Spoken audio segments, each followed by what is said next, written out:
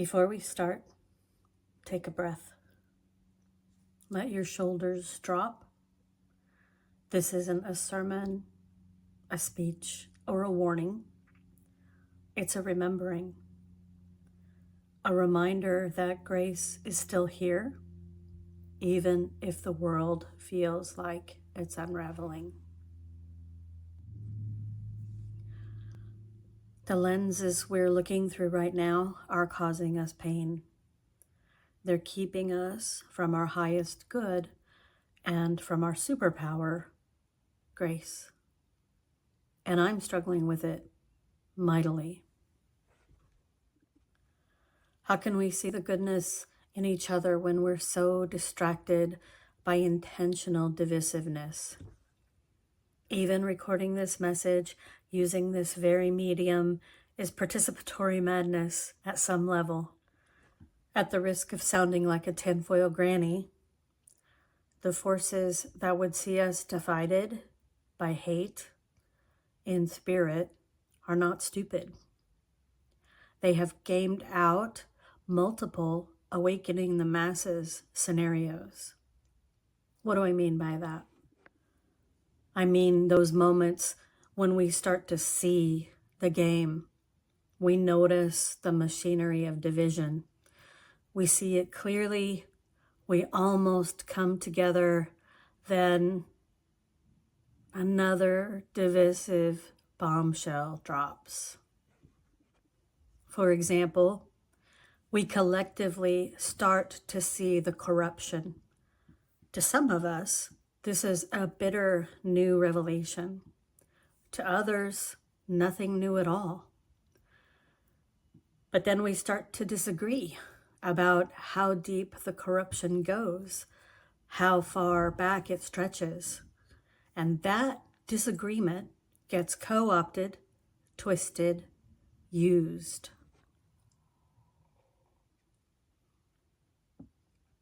Suddenly, we're back to breaking apart. So close to unification, then snap. We're othering again, demeaning again at some new level. So how do we stop this cycle? How do we change the game that's being played on us? There are many pathways, as there should be. The path to freedom and unity should not be uniform, but it must be grounded in grace. Grace is the pathway to rehumanizing our communities. And I believe there are 4 main steps. 1, relearning how we learn. 2, relearning how to communicate. 3, restoring the reciprocal relationship. 4, researching the soul of community. Greg Gahete writes in his book, Indigenous Community, he says, we need a process that will help us believe again in the effectiveness of individuals who demonstrate internal as well as external responsibility for themselves and their community.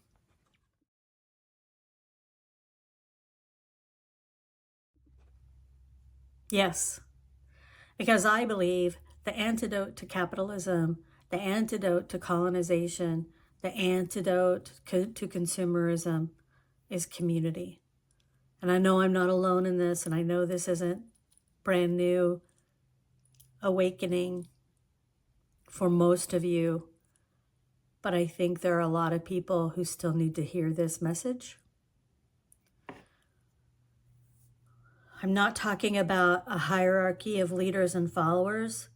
Instead, I'm talking about a circle of collaboration. And how do we get there? We start by interrogating the myths we've been sold, interrogating the narratives we've been shaped by. Gahete also says, human consciousness evolves by transforming the guiding myths of society. If Our group myth is wholesome. It is impervious to the machinations of consumer and colonizing capitalism. But what we've seen is that our group myth has either failed us because of the divisiveness, or we've abandoned it entirely. So, how do we return to grace? How do we unlearn the paradigm of division that have been forced upon us? I suggest we reframe the way we communicate, the way we handle frustration, the way we agree, the way we disagree. We look honestly at the framework that holds our intersectionality, and we disabuse ourselves of the idea that we are competing for territory, for resources, for worth.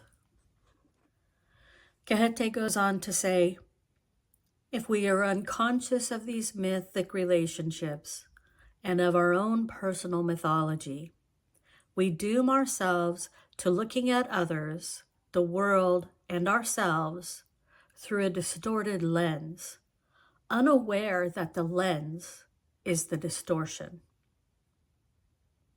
As I said earlier, there are many pathways to transform our reality, to free ourselves from the game of divisiveness that's being pushed upon us. Choose the one that makes sense to your soul, but do it in community, together.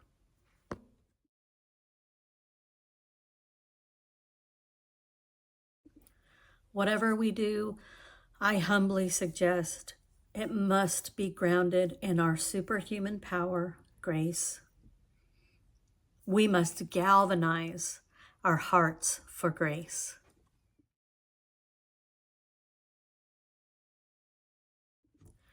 Because I believe they have not gamed out the power of community grace. They don't understand it. I don't think they can. So how do we embody it? Oh, there's no single road. Start using the word grace more. Every road begins with the grace you give yourself. Find your way to a peaceful, loving relationship with yourself, with others, with the earth. Seek grace intentionally. Call it in when the madness of the world overwhelms or perturbs you. Speak words of grace into your water. See with grace.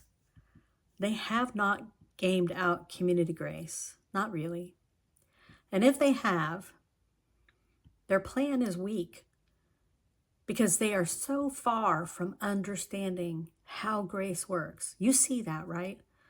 We see that. They are so deeply rooted in transactionalism, tit for tat, quid pro quo. They cannot comprehend the quiet power of reciprocal, relational, grace-filled moments. So I humbly ask you, join with me in exploring the power we inherently embody by asking and living into the following questions. How can I find more grace? How can I create more grace? How can I participate in changing the community myth, reframing the lens so we see unity, not division? What lens do I have to replace? What belief do I have to be willing to let go of, to be reshaped by the hand of grace and love in order to embody more grace in the community? They've gamed out every other scenario. They've spent a lot of time on this, but they have not and cannot fully game out the power of community grace.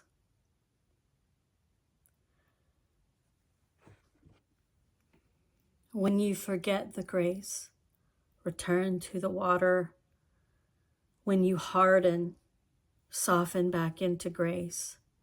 When you feel alone, remember we're all seeing through the same fog, the same divisiveness. But some of us are learning to see the light inside of it. Pama P.